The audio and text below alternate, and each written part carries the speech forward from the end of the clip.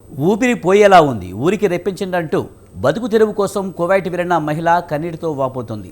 తనను కువైట్లోని ఓ గదిలో బంధించి చిత్రహింసలు పెడుతున్నారని ఆమె ఆవేదన వ్యక్తం చేసింది.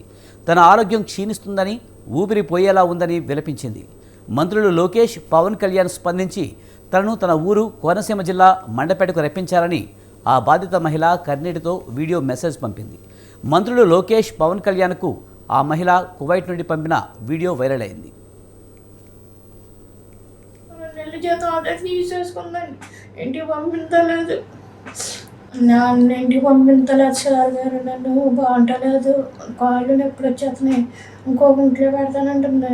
పెద్ద అని అంటున్నారు, ఎవరో పెట్టుకుంటలేదు. ఇంటికి పంపించి డబ్బులు కట్టమంటుందండి, ఇంటికి పంపించలేదు. నన్ను ఇంటికి రప్పించండి. నేను సూరబ్బాయి గారు రావనండి, పవన్ కళ్యాణ్ గారు నా తమ్ముడు, మీరు తండ్రి.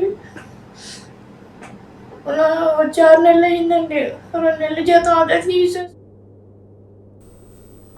అంబేద్కర్ కోనసీమ జిల్లా మండపేటకు చెందిన పందిరి అమ్ములు 6 నెలల క్రితం ఓ ఏజెంట్ ద్వారా కువైట్లో ఇళ్లలో పనిచేసేందుకు వెళ్ళింది.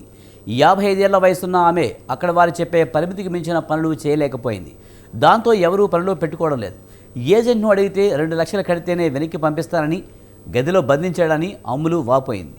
వేధింపులు భరించలేకపోతున్నా అంటూ కాకినాడ జిల్లా ఉప్పాడలోని తన కోడలు దుర్గకు సెల్ఫీ వీడియో పంపించింది. అమ్ములను కాపాడాలని కుటుంబ సభ్యులు వేడుకుంటున్నారు.